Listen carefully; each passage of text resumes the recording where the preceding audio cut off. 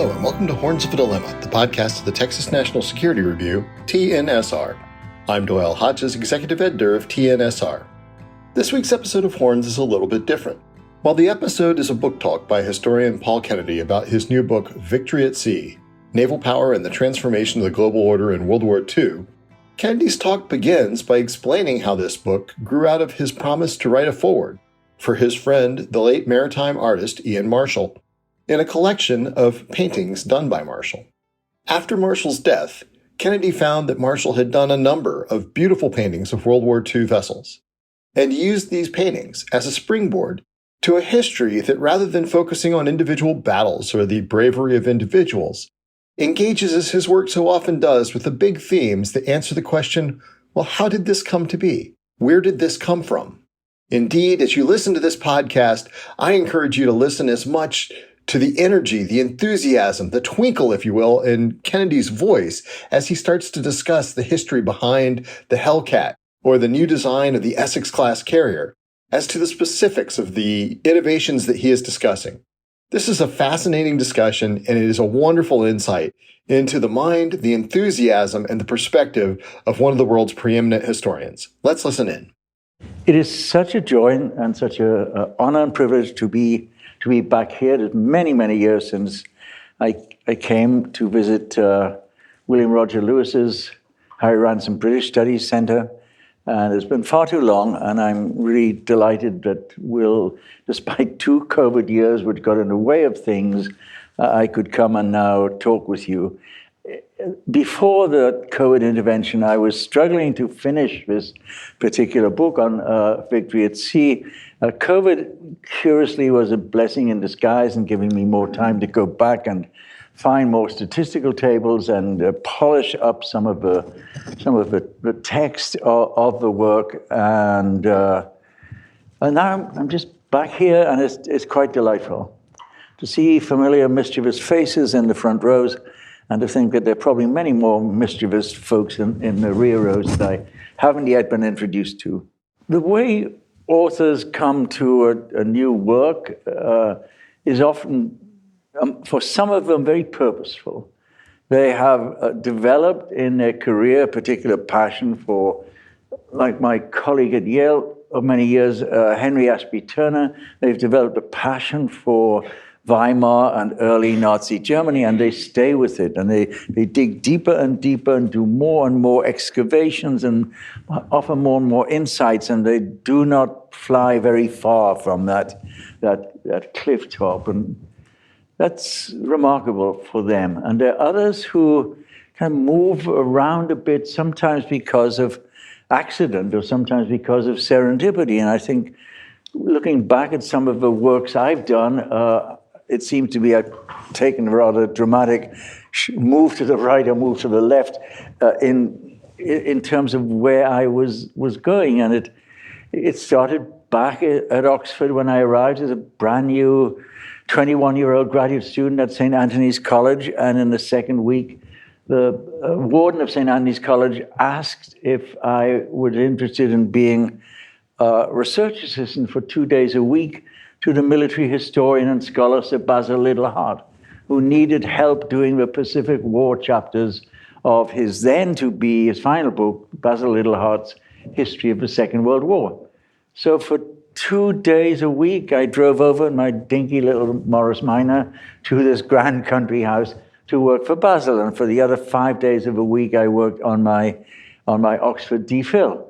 And I got in the habit of thinking, if you can manage it, and you've got the energy, trying to do one smaller project of interest in one direction while you're doing your next big project is an interesting and challenging way to go. And it might help you in the future.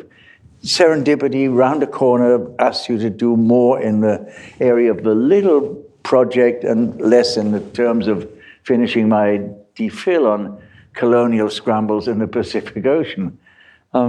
And so many years later, I went in a checkered way through and coming to Yale and writing in the next few years, The Rise and Fall of the Great Powers, and then one or two other things, asked caused a certain person at the Ford Foundation to ask if I would help them do a report on the long-term future of the United Nations. I ended up spending 3 years, and then a couple of years later on, in a book on the Parliament of Man, the past, present, and future of the United Nations. And then turned back to trying to do more naval and strategic history in my book called The Engineers of Victory, where I got rather interested in how the problem solvers in the middle of the Second World War figured out how to engineer like a long-range fighter aircraft so there could be escorts for the bombing campaign against Germany, which was faltering badly. How do you do problem solving, and how can historians looking at the record tell you how things really were problem solved? I thought, ladies and gentlemen, I had kind of finished with books on the Second World War after Engineers of Victory. I was just back in my house and wanted to return after a whole number of years to thinking, what would a second edition, a revision of Rise and Fall of the Great Powers be like 30 years later? I may be going out to talk with some groups of scholars. What would you do in the light of very stunning things like the collapse of the Soviet Union on the one hand, and the long-term rise of China, and perhaps behind it, India on the other hand? How would you think through doing that? I was enjoying, with some of the funds of Rise and Fall of the Great Powers, asking a local wonderful marine artist called Ian Marhsall if he would do some paintings with wonderful backdrops, historic backdrops, of some of the warships which my father, as a boilermaker, as a riveter on Tyneside in the northeast of England, had built and repaired before and during the Second World War. And every June around my birthday, I would ask Ian Marhsall if he would do another painting of something that my dad remembered of Mountbatten's Kelly coming into the Tyne, totally battered by German and E-boat torpedoes. And so we got to learn, I got to be in touch with this gentle, quiet guy who'd been an architect in South Africa and Rhodesia before coming to Maine, who before becoming a very distinguished marine artist in his own right, president of the American Marine Artists Association. And he told me a few years ago that he was working like crazy on a new set of original paintings of the history of aircraft carriers and aircraft carriers in the Second World War, because they would be put on the wall as a permanent exhibit when the USS Intrepid, the last of the Second World War aircraft carriers, was brought back from its 3-year refit and was to be a permanent anchored museum off New York. And this was his passion now. And then, lo and behold, fate intervenes in very different ways. And it did here badly for Ian, because a very new and rich hedge fund trader, young but powerful and opinionated, became the director of the governing board of the Intrepid Museum. And his no less opinionated wife, looking at the plans for what would happen to the aircraft carrier museum, had no wish, no desire to see a room full of paintings of aircraft carriers. And so she nixed the project and declared that this was going to be, I can see Jeremy Suri about to laugh at this one, it was going to be a play area for young kids. Young kids would come in and they would play with toys which had aircraft carriers and stuff like that around. And that was the, like collapse of Stout Party. This is Ian's dreams knocked aside. And I said to him, well, look, you have written a whole number of wonderful illustrated books on the armored warship. You've done paintings of battleships in the Second World War. You've done some destroyer paintings. Why don't you do like an illustrated warships of the Second World War book for that particular audience, the naval history buffs, etc., and the marine artist buffs? And if you want, I will write the foreword to this work. I think it was called Fighting Warships of the Second World War. And Ian thought, he took it up and he conceived of it as just being like 15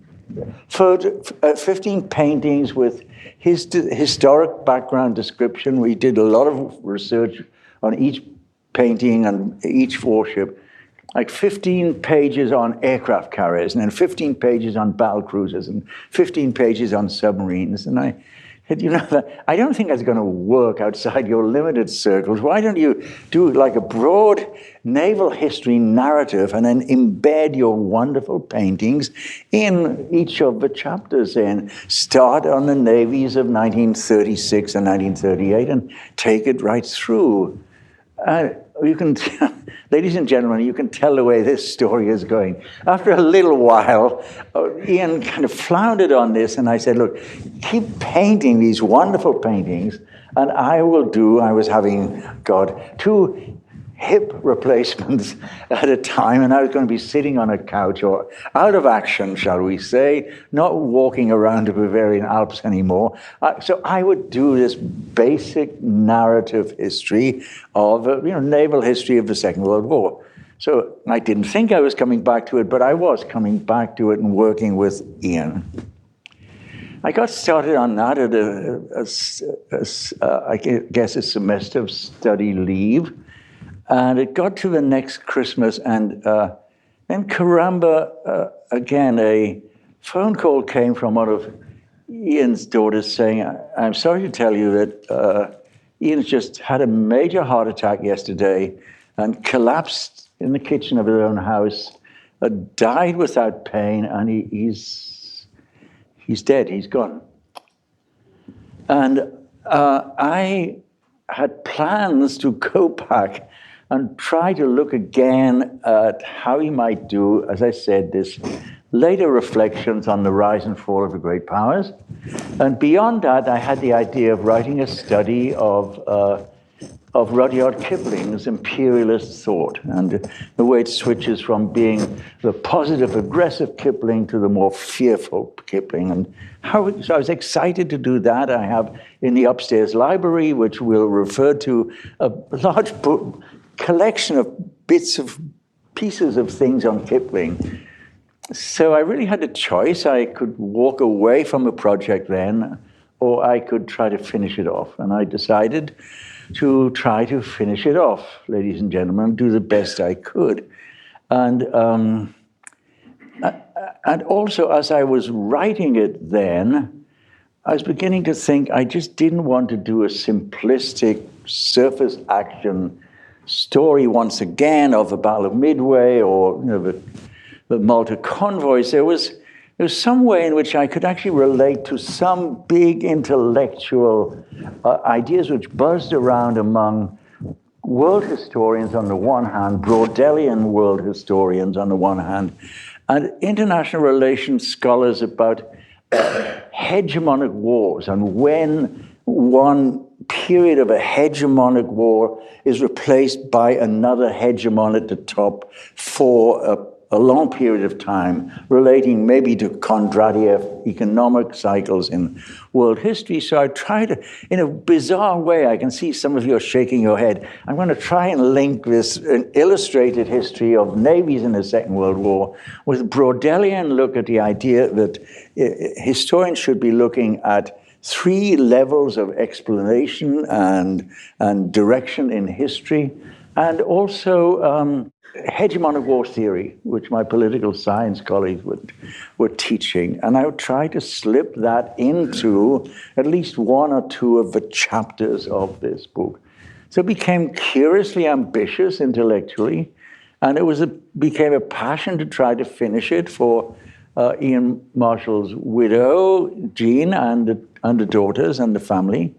I went up with a graduate student a couple of years ago to the house where he has a studio in New Hampshire, and found down in his giant artist studio many, many more files of many, many more paintings, with 54 beautifully illustrated paintings, which are in this very heavy book because it's laminated paper to get the sort of color fully rendered.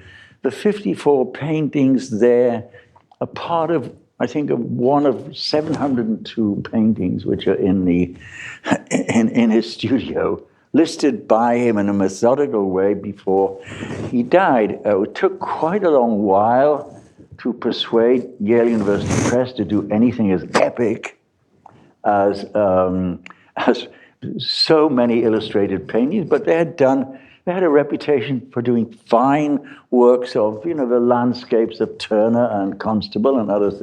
They were the best place to go. In any case, my main what you call trade publishers in Manhattan, the big boys like Random House and Simon & Schuster, were very keen to do a new history of the Second World War. Naval history was Paul Kennedy, but all they wanted to do was to take these various paintings, maybe make a black and white photograph of them, bang them all together, and they would be in page 242 or something like that. And Ian's idea was to have them in the text as the text flowed. So we went with Yale University Press, which was probably the best thing that could happen.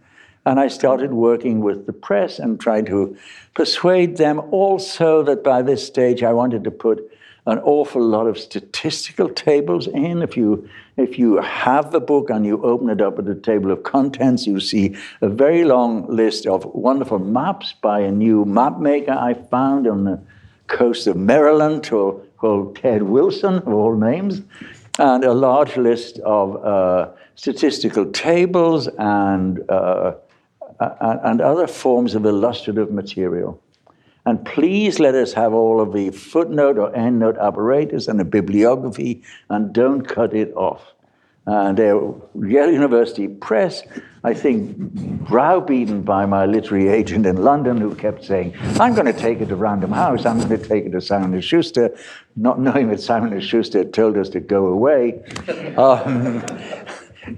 offered us a very considerable advance, which I could share with the estate of Ian Marhsall, and meant that Yale University Press swallowed hard and decided to commit resources to this very expensive to produce work, and then swallowed hard again to think of a very large initial print run, which they hoped, I don't know if you know how printing and publishing works, but the larger the print run, then the more units you have, and therefore more you can reduce the cost of a book from $48 or $55. If you can get it down close to about $30 or something like that, you have a chance of persuading, retired Air Force colonels or your grandfather or others. People want to buy something for Father's Day. Anybody got a father around here? Father's Day. This is a book for you, and they will therefore, the sales will go, and they'll be able to get the feedback loop here. So cross fingers on this one. So it has been a labor of love. It has been a direction change, which I didn't think was happening. Some of my colleagues at Yale a few years ago would say, what, you're doing another naval history of the Second World War? And I used to say, well, you don't understand. This is an illustrated one, or I'm trying to do it differently. And I am trying to do it differently. And I'm going in my remaining time, if you don't mind, ladies and gentlemen, to run you very quickly through a whole bunch of illustrations in these PowerPoint slides here. And I will apologize in advance if I jump, because I had sent the Clements Center a smallish group of PowerPoint slides, probably not enough to mesh with the remarks which I'm making now.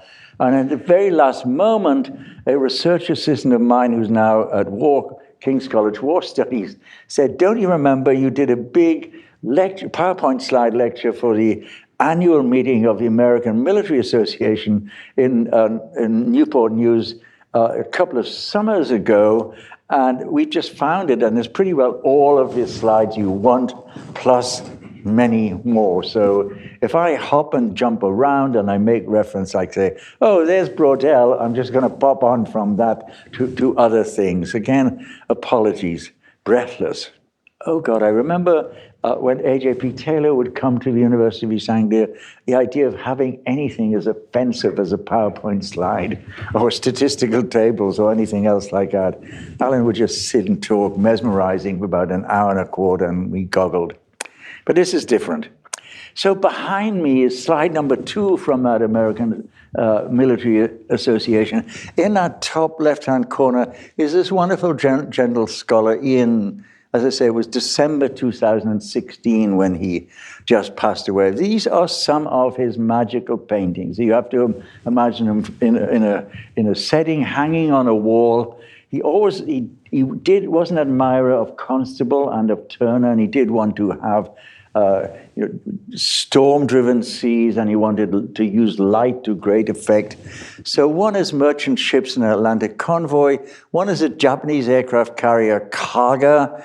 Interesting story which Ian had dug out there. It was a Japanese battle cruiser built by the British on the Tyne before the First World War and converted into one of the fastest aircraft carriers in the Pacific War. It was there to deliver the blow at Pearl Harbor, and it was later sunk in some of the fights in 1942. Then this wonderful one of this American brand new oil tanker, SS Ohio, after the gigantic convoy tussle known as Operation Pedestal, fighting its way from Gibraltar to Malta in August 1942. 4 of the 14 merchant ships survive. The rest are sunk by Italian and German attacks. This one comes in with a load full of petroleum and gasoline for the Spitfire squadrons in Malta, which had run out of them, discharges all of the oil necessary on the Feast of the Assumption. This is the miracle day of SS Ohio, as the Maltese call it, and then cracks in 2 because of a strain on the structure of the Ohio. This was Ian at his best. Light, warship at the front, maybe historic setting. And I was delighted to be able to tell the mainly military and Air Force historians at this annual conference that this is a way you can look at naval history, and by using the story, you can also come up with an analysis. So what is Kennedy doing in this kind of wacky tale of his, rescuing Ian Marshall's painting, putting them into a basic naval narrative of the Second World War, and then trying to link them methodologically to some other things? I relied heavily on this to begin with before I advanced to do a whole lot of more specialized works. The 2 classic official naval histories of the Second World War, Roskill on the one hand, and the 15-volume Samuel Eliot Morrison on the other hand. This is Braudel at the end of his classic work.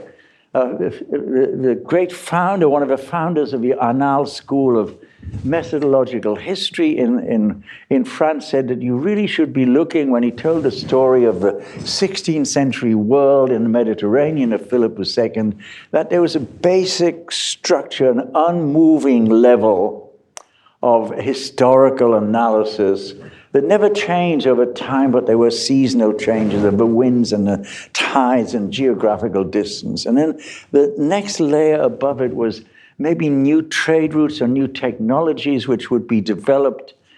And then at the very top of it was this history of warfare and fighting, what Braudel called the history of events, l'histoire d'événements. And that was where you put the Battle of Lepanto. That was where you put the Spanish Armada, but it was underneath these other layers. And all my life I kept wondering, well, is there any way we could do like Braudelian histories of great battles like the Second World War in a 3-level way? And here I had the chance. Braudel ends his great work by saying this story of the Mediterranean in Philip's time in the 16th century will be followed when the he could already see the locus of power moving out of the Mediterranean to the new Atlantic world. Rise and fall of great powers. Shifts of power were going on. A new hegemonic war here, so to speak, was leading to a new hegemon further to the west. Think of that, ladies and gentlemen. This is Brodel's. I'm going to try and leave all of these slides, if anybody wants them, with my hosts here.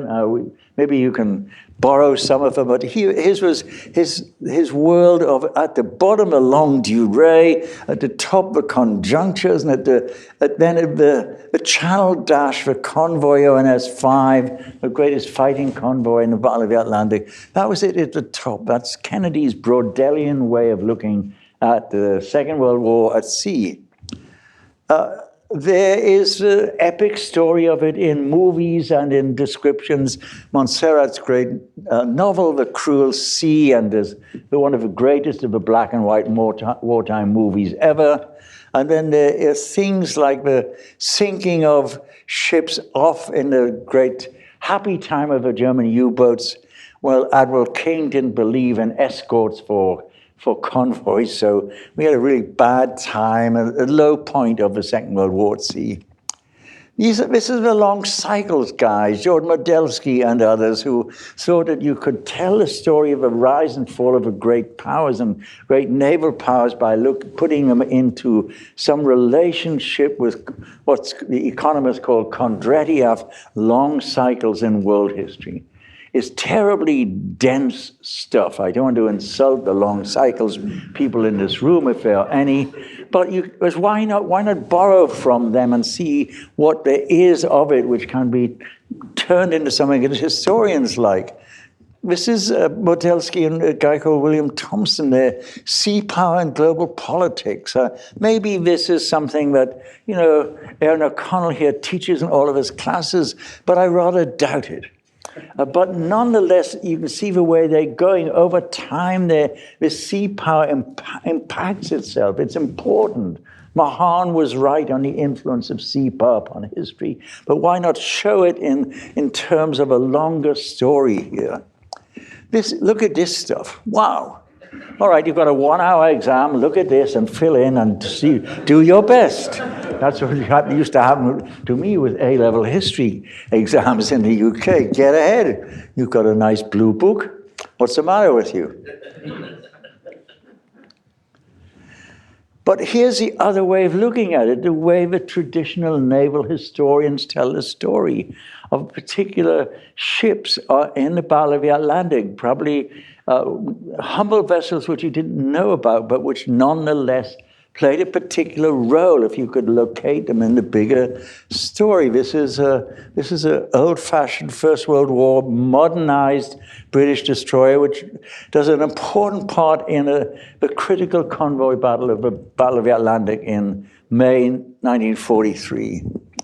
This is one of your brand new Essex-class carriers, which comes and rests with all of the ships on board. I think this is probably off Newport News. It's a display of how much power we have. Has just been launched earlier in the year 1943.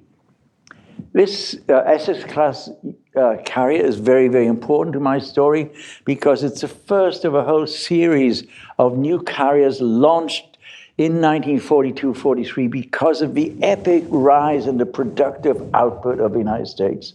As the new hegemon rises in industrial military terms, the end result is this, and the end result is it going off with all of its Hellcat fighters to fight and win the Battle of the Pacific.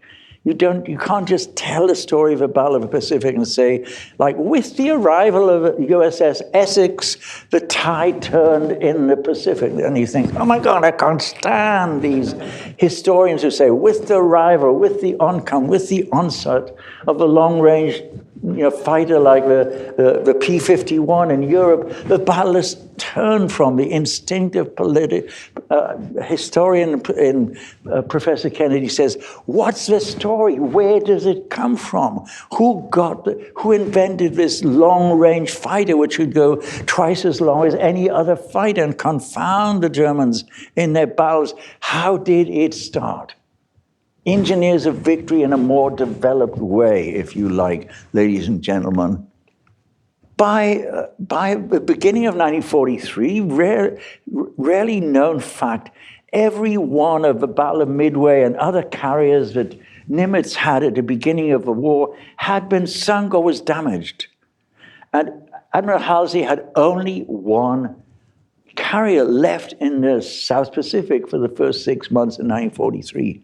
In fact, they asked the Royal Admiralty if he could please borrow one of the new Victorious-class carriers to help us out until we get our new carriers.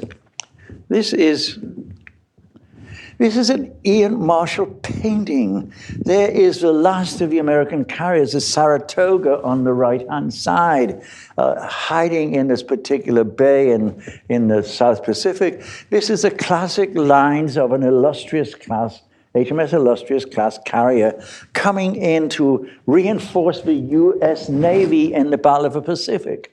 All of the aircraft on the British carrier are American aircraft. The British pilots have been taught to fly them between coming through the Panama Canal and going across the Pacific. It's an extraordinary story. This will beat your uncles and everybody else in a Trivial Pursuit question. This is actually called USS Robin. The mystery of USS Robin. Google it. It's the British carrier given a USS name, sent to the South Pacific, and it works and operates off the Bismarck Archipelago and other places, working with Halsey. And then, lo and behold, on the 1st of June 1943, this brand new USS carrier arrives at Pearl Harbor, and Nimitz looks out of his window and sees it. It's come. And the beginning of July, another one of the SS-class carriers comes, and then another one, and another one, and another one, and fleet mid-level carriers, not full fleet carriers. By the end of that year, Nimitz has 10 new aircraft carriers in the Pacific. And you say, where do they come from? Well, I'm going to tell you in a few minutes. They don't come, there's not manna from heaven. They come from an industrial productive shift in the world balances, which the political scientists, are not interested in the source of these epic changes. It's just analyzing them in a long economic theory. There it is. Who'd want to go against it? 96 aircraft. The Essex Punch, it was called. There's the thing which won the war in the Pacific after 1943. That's one of the Essex-class carriers, and that's the wonderful Hellcat. What's the story of the Hellcat? Does it come out of anywhere? How do you get the aluminum to construct the Hellcat and its enormously powerful Pratt & Whitney engine? It comes from somewhere, ladies and gentlemen. Historians have got to dig in before you tell the outside story, the top Brodelian story. There's an underneath explanation for it. This is what my sons, the three irreverent Paul Kennedy sons, call Dad's sausage chain. You can work it out either way. You can start with what's called the Great Marianas Turkey Shoot of the middle of 1943, where the U.S. carriers and the Hellcat come along and shoot out of the sky Zero fighters at the rate of about 10 to 1. Yikes. So where does this enormously fast and powerful aircraft come from? And if the three boys' dad says, it comes from a bauxite ore deposit somewhere in South America, out of Dutch Suriname, they will say, well, tell the story. This is the aluminum mines in British Guyana and in Suriname, which had only 2 sources of aluminum in sufficient supply for the Allied war effort. The aluminum was guarded by the U.S. Marine Corps after 1941. Who told the Congress that we were neutral? The U.S. Marines were guarding this. The bauxite ore was put into giant ore carriers. It was escorted across the Caribbean by Royal Navy destroyers because the Royal Navy didn't trust King to provide any escorts himself. It arrives at the bottom of Mississippi, it's put on a giant barge. It goes up to the Alcoa, American corporation of aluminum, which increased its output by 600% in the war. They produced all sorts of aluminum slabs for propellers, new aluminum propellers for the engine of everything, all sorts of things. It goes to the Pratt & Whitney factory. It's put in and around the all-powerful R200, 2800 engine. It goes to Grumman factory on Long Island, which grows. It's a social history of itself, from 350 people to 30,000 people. Wives included in the operation of this gigantic plant. They produce the Hellcat, which flies across the country to San Diego, puts on board the USS Essex, flies to the Western Pacific or the Central Pacific, and wins the war. And you say, well, where did the Grumman Hellcat come from? Where did it get its aluminum? Where did it get its all-powerful engine?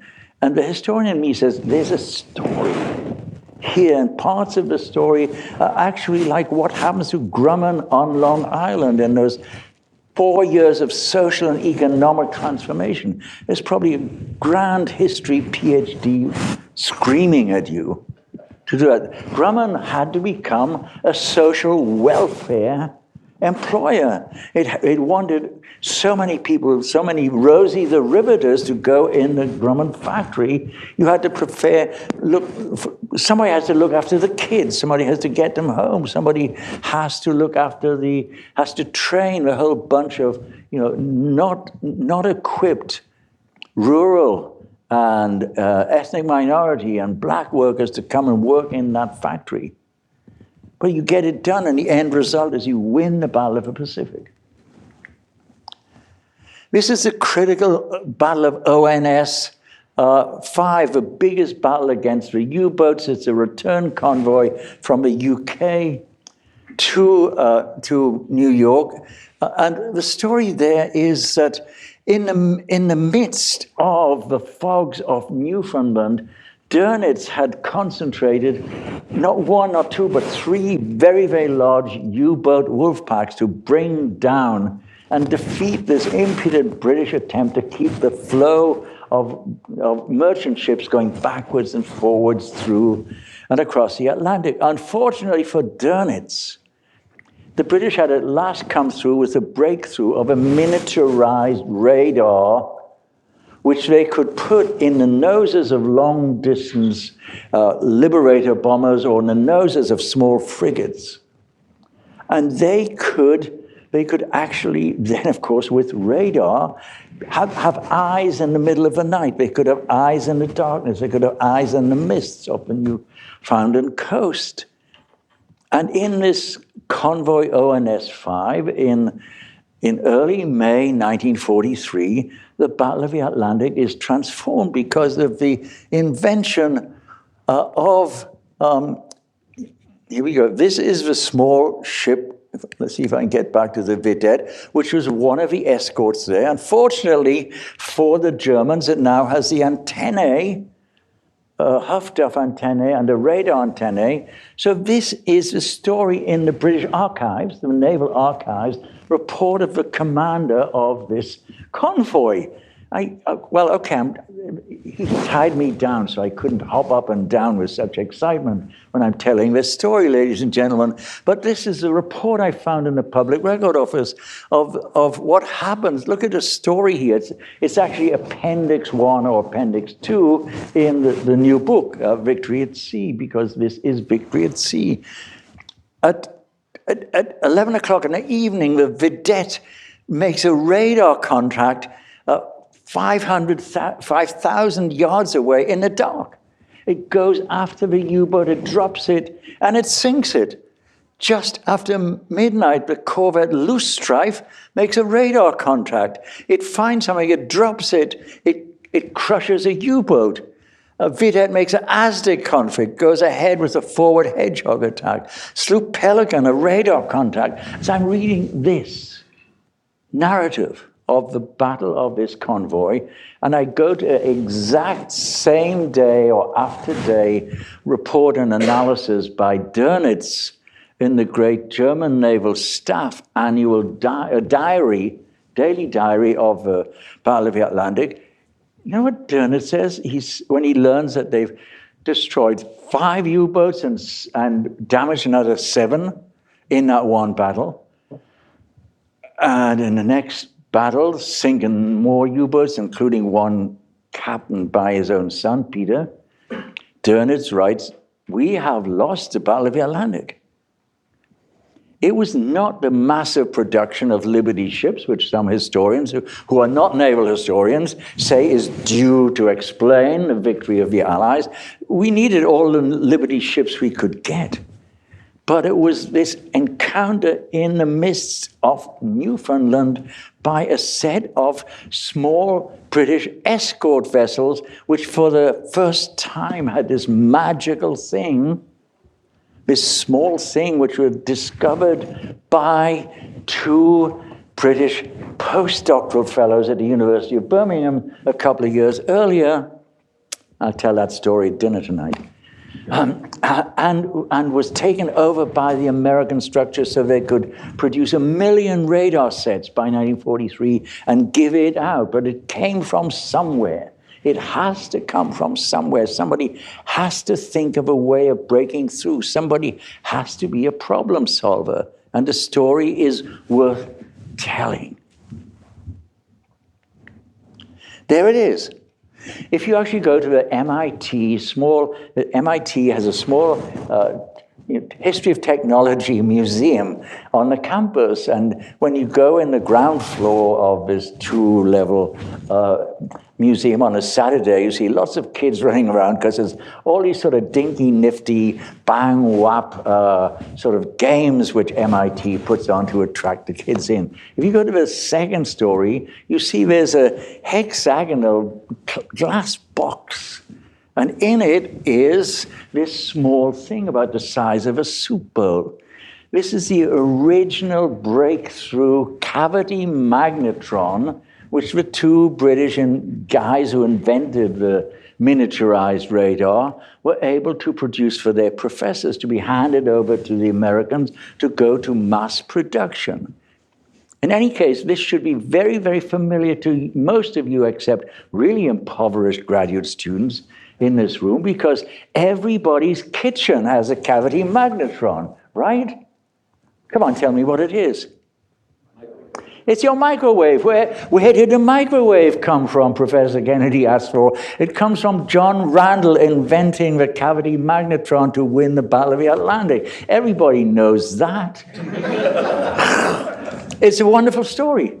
There it is. This was brought over in the Tizard mission and passed through Vannevar Bush as part of Churchill's attempt to get the Americans into the war before it actually happens at the end of 1941. Story after story. This is what they put. Look at the Vickers Wellington bomber, which was a primitive sort of thing in 1938-39, when it was invented by Barnes Wallis, the inventor, incidentally, of the skipping bomb and all sorts of other things like that. It now looks like an incredible electronic detection system on the back of that Wellington bomber. Of course it is. It can pick out a U-boat on the surface miles away. What chance does Dönitz have? He's got to spend the next few years trying to figure out how to do radar blockers. This was something I put together a few years ago. It's not too difficult if you look at one set of historical statistics and maybe figure out the other set of historical statistics. The merchant ship losses in March 1943 was such a Churchill and the British Admiralty thought they had lost the Battle of the Atlantic. And then by the next month, in comes HMS Vidette and the other destroyers, which have at last got the brand new miniaturized radar on them. And then look what happens in May 1943 at the U-boat losses versus the merchant marine losses, and goes on through the war. There is Dönitz. My. Here are U-boat losses year by year, and you look at that and you say, can somebody explain why this happened? And the naval historian's answer is yes. If you dig in the archives, if you understand the technology, you can explain it. 87 U-boats lost in 1942, tolerable, said Dönitz. 240 in 1943, impossible. Here's the power shift. Here's the cavity magnetron. Here's the power shift of the radar going to, and the new Grumman's going to the Pacific in 1943. Here's the radar going into the American long-range bombers. Where are all these carriers coming from, for heaven's sake? They're coming from a productivity revolution, which took 2 or 3 years after the initial congressional resolutions to double and treble the size of the US Navy. They were frightened stiff at the fall of France. Luckily, the US Navy went to the Congress the morning after the fall of France, and these terrified congressmen were looking at the New York Times and the Wall Street Journal. France fell, England falling, and they said, we just double your Navy budget. Someone in the audience tell me a story of wherever the Congress had turned around and said, we are going to double your budget, right? Doesn't happen too often. It took 2.5 years for them to come out. When they came out, Japan really had no chance because it could hardly move. There's total US aircraft production. I don't believe these figures still. Among them are the Grumman aircraft production. Among them is the long-range bomber production. How do we get the capacity, Jeremy, across the entire U.S. to build landing craft in the middle of the waters of Wisconsin, to build massive B-24 bomber in plants in cornfields in Kansas?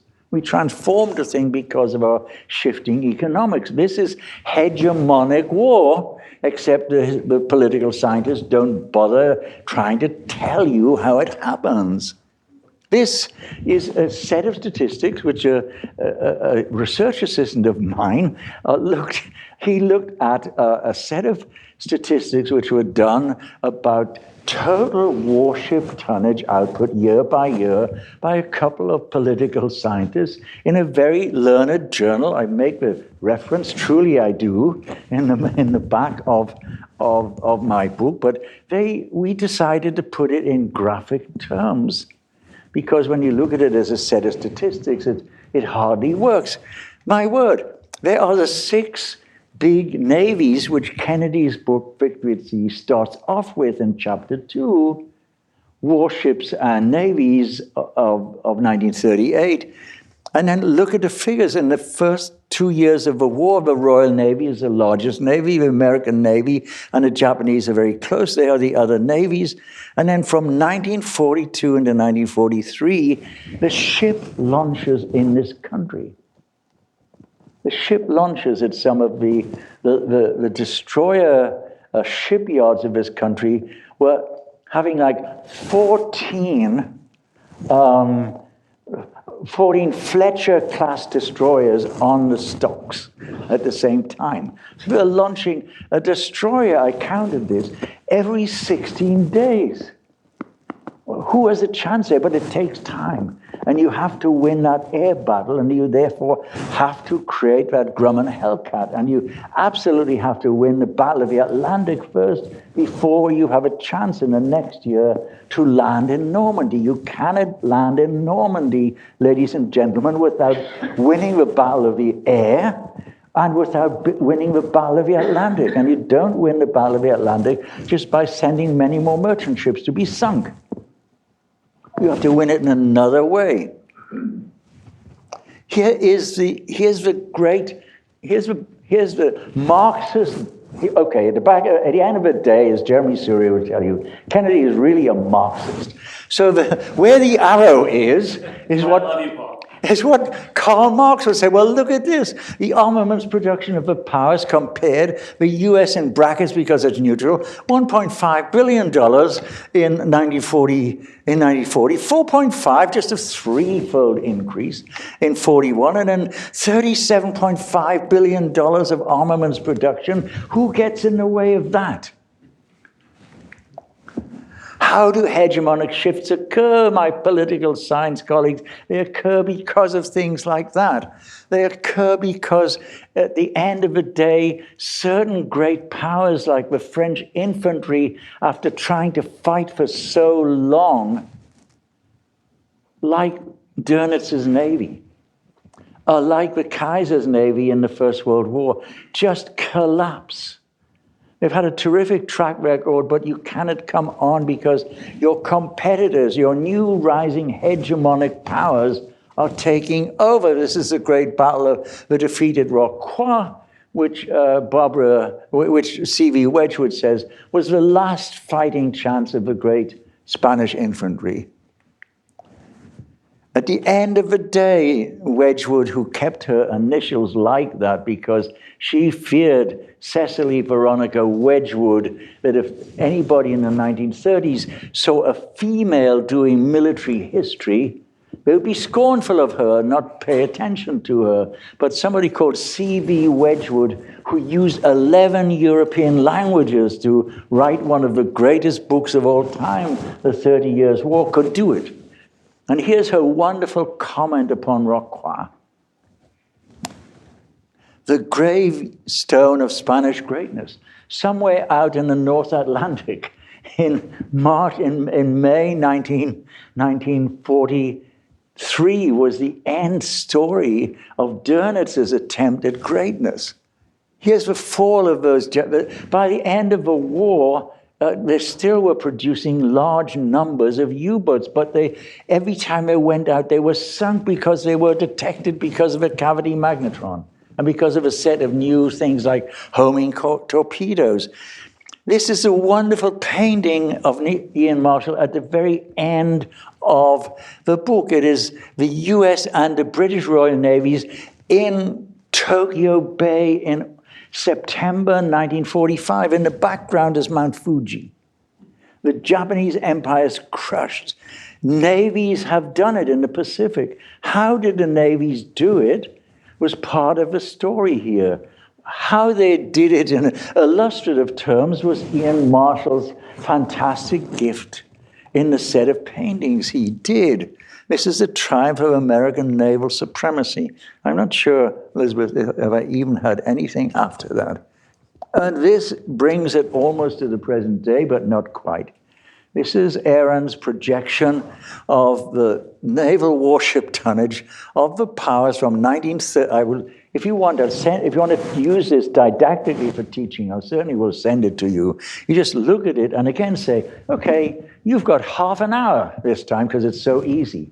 Half an hour to do your analysis and criticism of what this means. Somewhere in the middle of the Second World War, a new hegemon of staggering power and productivity arose. Why do you think the Chinese have translated and look again and again and study a certain book called The Rise and Fall of the Great Powers?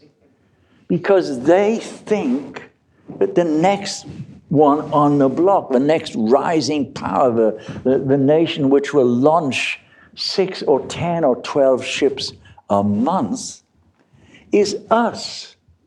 Not them, not you, us. Because there's a lesson here. This is history at various levels. It can be done. It's interesting to do it. It's a lot of fun. I think this is surely my swan song. Modelsky and Thompson, there we go, paying tribute. And this is Victory at Sea, naval power and the transformation of the global order in World War II.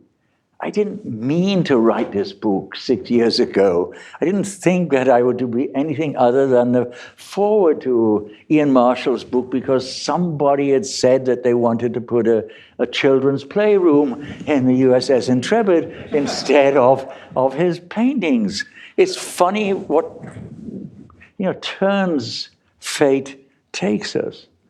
Well, I hope I've tried to explain to you what the backdrop is of this and to talk about different levels of history, including where navies fit in the story of great power world affairs.